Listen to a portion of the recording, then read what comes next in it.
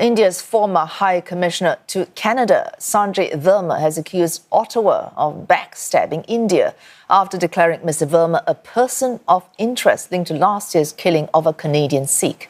Canada expelled Verma and 5 other diplomats earlier this month, but India says they were recalled. In the latest comments to India's press, Sanjay Verma said he was shocked by Canada's move, saying that it, quote, demonstrates the distrust and a kind of backstabbing done to us by our very professional colleagues in Canada. Both countries have since expelled diplomats from each side. The row is the latest development in a frosty relationship dating back several years now. Bundhun reports from Mumbai.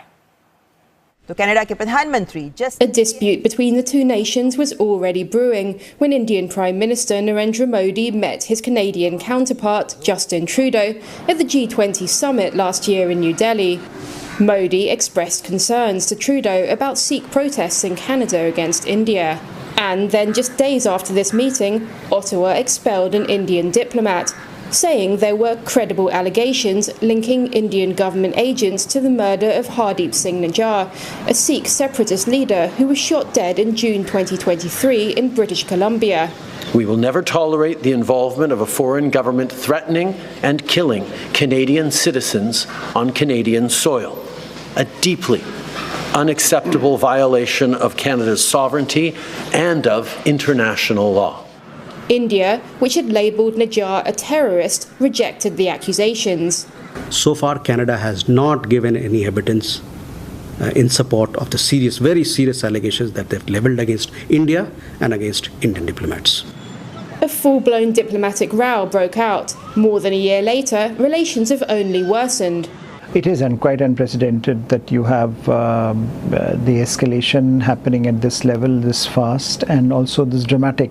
The latest row saw Canada this month expelling 6 Indian diplomats, linking them to the Nijjar murder investigation. Then, New Delhi kicked out 6 Canadian diplomats. But relations were fraying long before Nijjar's killing. A key incident came during Trudeau's visit to Delhi in 2018, when the Canadian delegation met with a former member of a Sikh separatist group listed by Canada as a terrorist organisation. The incident drew ire from India. One of the ways to think about it is, of course, that perhaps the Trudeau government does not get the sensitivities involved, sensitivities around this issue in India. Sikh separatism, the whole Punjab issue has been at the heart of Indian polity since late 1970s. So in that sense, there is a long trajectory of this crisis, and there is a particular sensitivity about this across party lines. India's sensitivities are related to Sikh separatists demanding an independent homeland in India called Khalistan. New Delhi has long accused Ottawa of failing to oppose the pro-Khalistan movement. There are some 770,000 Sikhs living in Canada, which is the largest population outside the Indian state of Punjab. Trudeau angered India again in 2020 when he voiced concerns over widespread farmers' protests in New Delhi. India's foreign ministry hit back, saying his comments were unwarranted. Given this frayed history and the recent escalation, experts say the matter won't likely be resolved soon. Well, at the moment, the political ties are at their lowest, and I don't see very quickly recovering.